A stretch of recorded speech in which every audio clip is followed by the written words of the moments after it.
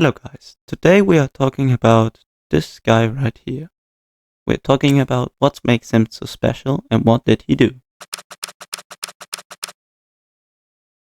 First of all, who is this guy? This is Martin Luther King. He organized protests against slavery. Here you can see him.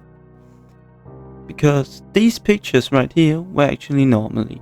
Slavery was now 100 years old. 1950. A young doctor comes to the city where thousands black people protest for their rights. Martin Luther.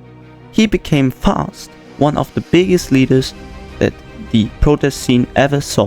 From 1955, Rosa Parks decided as an act of resistance that she would not give up her seat to a white man on the bus.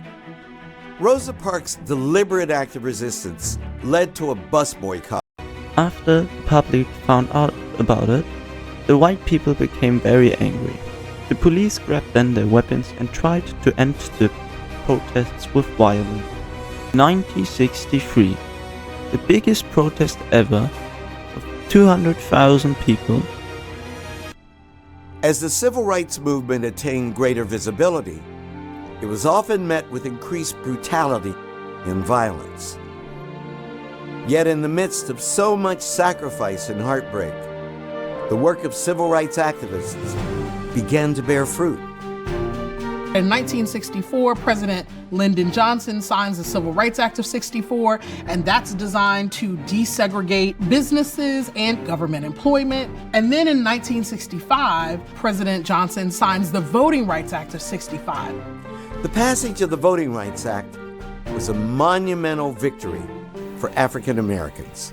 Tragically, just 3 years after it was passed, Dr. King would be assassinated. Many feel looking back that the movement died that day. But in fact, the movement took on new forms and continued.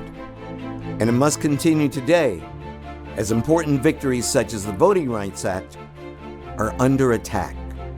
Until we deal with the fact that the backlash is often made possible not just by the other side growing in power, but by those who claim to care about equality losing their own resolve. There will be moments of this cycle happening over and over again.